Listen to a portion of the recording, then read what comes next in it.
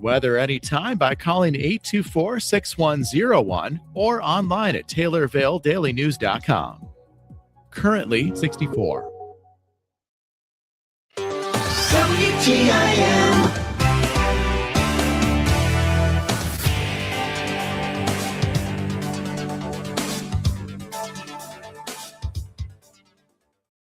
You're listening to WTIM, your information station. Time now for your expanded local news. I'm Reed Kamai.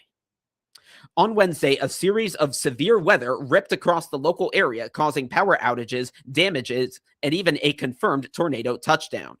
2 full rounds of severe weather happened on Wednesday, causing damage to the local area and power outages as well. It is urgent that the surrounding communities allow for the cleanup and damage assessments to be completed before going out to look at damages. Safety officials also urge residents to stay as far away from any downed power lines as possible. When it comes to flooding, turn around, don't drown.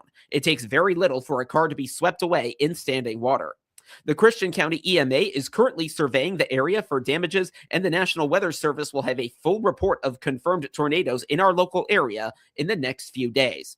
Stay tuned to TaylorvilleDailyNews.com for damage updates and confirmed tornado reports to be posted. The Christian County Board met on Tuesday evening in front of a packed house of over 300 people for nearly 3.5 hours for their monthly board meeting. Most of the board meeting was broken up into 2 sections, the main board meeting and data centers. This story will focus on the data center. A story later this week will discuss the rest of the board meeting.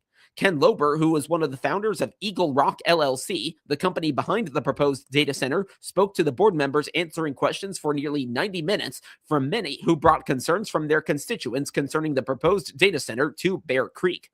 District 4's Gene Vandenberg asked for people living near the project, how would the project benefit them? Lober said there would be several jobs created, along with money coming into the county, but did admit that people living in the area would have to think of what he called the greater good. For the people living around the project, how will this benefit them? That's a very tough question. Around and immediately adjacent to it. Within a couple miles? At some point within a couple miles is a trade-off between tax revenue for the community, the things that we do in schools and the community college and the counties in general, and Bear Creek Township and others. And those resources are real. The job creations are real. That create real jobs, both during construction and during permitting. So those people are, they need employment opportunity for them to be able to do a higher paying job closer to their home. But at some point, if you look across the street, I think someone asked in our information sessions that we had a couple weeks ago, would you want to live across the street? And I would have said that I would. But there is greater good, and that's really what we're trying to share. At what price is that greater good, though, when you have people that have... It's pretty often determined as leaders in the community, whether or not the jobs and the tax revenue or the trade-offs. That's really, my hope and my prayer is that this doesn't divide community and that you have to make an informed decision. This is an emotional issue, changes community. Yeah. I know that my home is my sanctuary, and I've worked my life to get it, and I would not like something like this being built across for me or my neighbor or anyone in the county. Chairman Brian Sharp asked about landowners' property value and if there had been any environmental impact studies done. Have you evaluated the impact on neighboring property values? What compensation or mitigation is available to landowners whose properties will be affected in the area? I think we've answered that question. We are open to discussion with landowners. And everybody immediately assumes the land values drop. That has not been the case in a lot of places. It depends on what the use may change. There are 500 people that need jobs there as well. All people to be close. So, we would entertain neighbors around the term. We entertain discussions to come up with an amicable solution. Appreciate that. Has the environmental impact study been completed, and are you able to share that in full? How will stormwater runoff be managed, and what protections are in place for waterlands, wildlife, and waterways? We had completed a phase 1 environmental impact study that is not recommended in phase 2, and a third party that has to be hired. All of those studies, the species, historical, geotechnical, will all be available to us personnel. Lober told the board that no non-disclosure agreements had been signed with any board members, nor had there been any talk with any city or county officials over annexing parts of the county. Lober also said that while he was not trying to fast play it through, if things did not start rolling this summer, they might need to look elsewhere. Board member Vicky McMahon told Lober that the board was not against innovation, but warned against fast movement. Lober said that he wanted everyone to make an informed decision. I wanted to say one thing. Every time I've done my research, and believe me, I've been doing the research, I keep going back to the statement of the bottom line that it does not have to trade public health and environmental protection for innovation.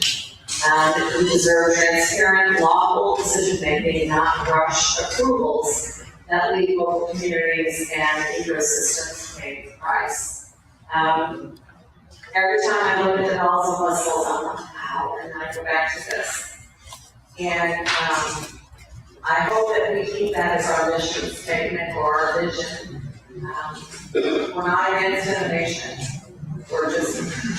We're against fast movement and not sure what we're getting. Thank you. Thank you for acknowledging that. We're not trying to push. This is a big project with big impacts that, pants the wrong way. There are a lot of things to get, and some things you get. And I have a biased perspective on that evaluation, different than all. Ultimately, you are the arbitrators of whether or not that makes sense for the community. As long as everybody can make an informed decision, then we get to the right outcome. When it came to public comments, one after one, residents came up to voice their displeasure, many saying that no one had spoken to them at all about the data center and that they felt blindsided by how quickly things were progressing. The feelings of anger, displeasure, and frustration over not having their voices heard led Meredith Eisenbarth to skip many things she had planned for the evening to be there in person. She encouraged the board to look at what other areas are doing, saying that Nashville is concerned about moving animals because of changes to eco centers and what that does to humans. Millions of locals are getting together across the country to fight these atrocities with every ounce of our being, and yet some elected officials are still entertaining the idea because I assume the lure of money. What else could the reason be? How many families will live around this data center? If animals are so sensitive to the slightest change in an ecosystem, have we considered what this could do to our future generation living in the county? What's the going rate for a healthy kid these days? A healthy mom? A healthy dad? Are you willing to put a literal price on our health, both physical and emotional? There have been no long-term studies on the effect of any of these things. We don't want to be a guinea pig. Debbie Daniels, who owns an agritourism business near the proposed site, says that industrial sites should be built on industrial zone sites, not farmland. They come because of our beautiful farms set in the countryside. They come to get away from the hustle and bustle, to relax, fish, swim, and hike. They come to enjoy nature, the singing birds, the chorus of frogs, the billions of stars, and the moon at night. They come so their children can pick a carrot out of the ground, rinse it off, and eat it. So they can eat a nasturtium flower or pick a bean off the vine and taste it. They come so their children can feed a chicken or pluck an egg. This is not meant to be an industrial site. This area is our homes, our solitude, and our livelihoods. We implore the board members to take what people of Christian County have to say about this data center to heart. We do not want our water or our power compromised. We do not want air, water, heat, noise, or light pollution in our serene countryside. A motion to visit a data center site in Altoona was brought to the Finance Board but failed. We will have more on the Christian County Board meeting later this week. To hear the full audio of this meeting, visit this story at TaylorvilleDailyNews.com. And we have full video of the meeting as well. And now, a word from First National Bank in Taylorville. At First National Bank in Taylorville, just west of the square, we've spent 70 years being your local bank. The bank where relationships matter, because we've been part of this community for generations. I'm President Jared Beckham. Life moves fast. Families grow, businesses change, even banks come and go. But one thing stays the same. First National Bank in Taylorville has been here for you and will be here for the next generation too. Serving Taylorville for 70 years, First National Bank in Taylorville. First every time, member FDIC. Earlier this week, Governor J.B. Pritzker signed his 8th budget since he's taken office. As soon as the bill was signed, House Republicans shared their opinions. The Republican side's opinions were very similar to when the bill was passed in the overnight session that ended in the early morning hours of June 1st. One of those opinions that was shared was that of Minority Leader Tony McComey. Just after 4 a.m. on the last night of session, Illinois Democrats pushed through a staggering $55.9 billion state budget, the largest in state history, propped up by more than $800 million in new tax hikes. Today, Governor J.B. Pritzker signed that bill into law. Following the signing, House Minority Leader Tony McComey of Savannah responded by saying the governor can't campaign on affordability, then govern through tax hikes. By signing this budget, he chose more spending and more pressure on family budgets instead of pursuing property tax relief, energy affordability, and economic growth. Illinois families deserve real solutions to the rising cost of living, not nearly $56 billion in spending, $800 million in new taxes, and the same budget gimmicks that have failed taxpayers for years. The governor is fully accountable for a budget that puts government growth ahead of affordability and leaves Illinois families paying the price. Assistant Minority Leader Amy Ellick of Alton said that she was disappointed that the Democrats in power in Springfield ignored the most pressing issues facing families, which is, of course, affordability. And instead, they passed a budget that will raise taxes, provides no relief for rising energy bills, and continues to put their political agendas ahead of the needs of Illinois citizens. The priorities of Illinois Democrats are clear: spend more, tax more, and leave Illinois families with less in their pocket. C.D. Davidsmeyer, Assistant Minority Leader from Murrayville, said it obviously shows many of the governor's priorities, which unfortunately are what Davidsmeyer refers to as the Democratic Party slush fund, to ensure that they can use taxpayer dollars for projects in their districts to get themselves elected. Instead of fully funding direct service providers for the developmentally disabled, they chose to continue along the lines of special projects and pork projects for their districts. Not only that, but it's the largest budget in state history, and they still can't find the dollars to fund real priorities like those caring for the least able to care for themselves. Davidsmeyer said every year since Pritzker has been in office, the Democrat priority list has been tax, borrow, spend, repeat. They may claim that they're not raising taxes on individuals and people, but we all know that when they raise taxes and fees on businesses, who ends up paying that? The customer, each and every one of us. It's ridiculous that they can keep going on this way and keep throwing the people of the state of Illinois under the tax bus. From the Capitol, I'm Dean Abbott. State Representative Brad Halbrook voted against the budget, saying he has concerns with the spending plan and its impact on Illinois taxpayers. Halbrook calls this budget signing by Governor Pritzker a, quote, milestone, and, quote, by enacting his 60th tax and fee hike with the signing of this budget. Halbrook also says that Governor Pritzker continues to blame the Trump administration for his financial concerns, all while the Illinois governor has extracted $77 billion from Illinois families. Governor Pritzker reached a new milestone by enacting his 60th tax and fee hike with the signing of this budget. Since Governor Pritzker took office, state spending has increased by nearly 40%, while families continue to pay more. He has extracted over $77 billion from the citizens of Illinois, all the while blaming the Trump administration for his financial woes. Governor Pritzker and his supermajority continue to be the greatest economic development tool a neighboring or southern state can have.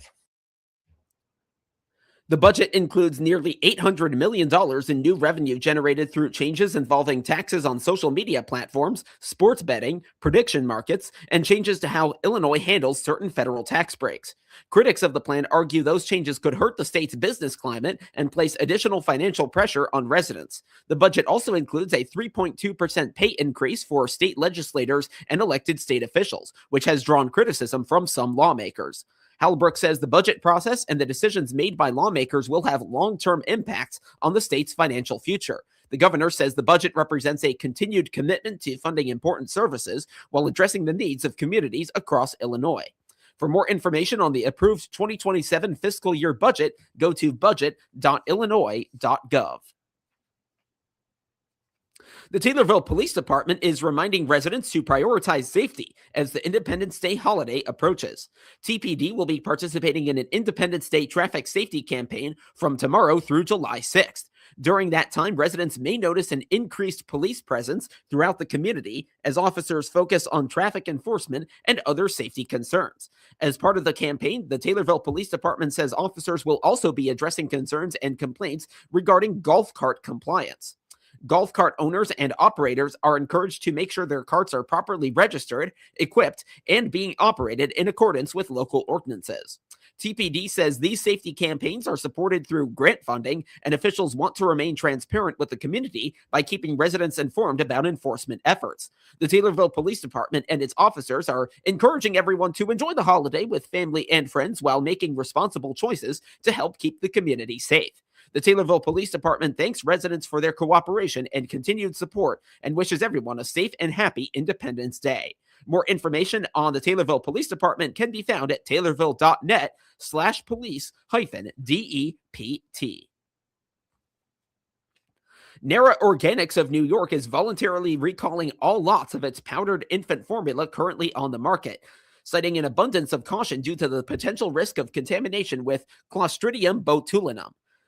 Clostridium botulinum is a bacterium that can produce toxins, which may lead to infant botulism, a rare but potentially life-threatening illness in babies. The illness can occur when infants consume the spores of the bacteria, which can then grow in the intestinal tract and produce harmful neurotoxins.